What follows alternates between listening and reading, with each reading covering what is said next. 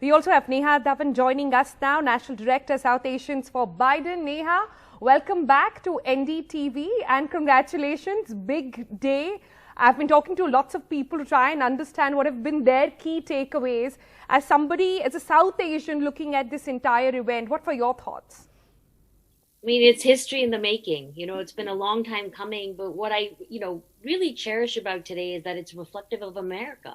And minorities have a seat at the table. It's not just, what you've seen necessarily in the past. So it's a very joyous moment and, very overwhelming for us because we worked so hard to see this day happen. And it's here. I mean, he's now the president of the United States. And it's not just a seat on the table. It's not just a seat on the table. If you look at the lineup of the entire team that has been built in by Biden-Harris administration, it's an impressive bouquet of people all across. Take us through some of the standouts there.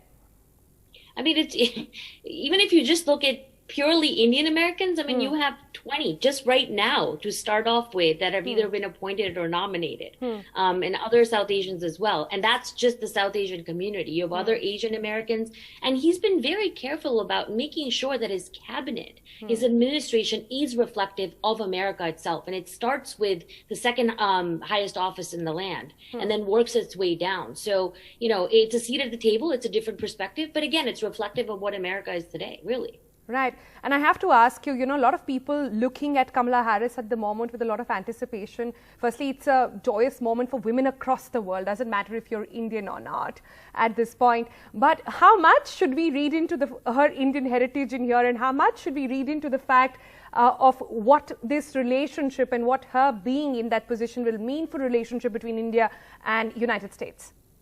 I mean, I think that, any presidential administration that comes in views India as a very strong partner, right? And that's just regardless of what it is. I mean, India is a very important part of the world dynamics. So, but, you have that special relationship now that you have that connection, that you have someone who is Indian, is South Asian.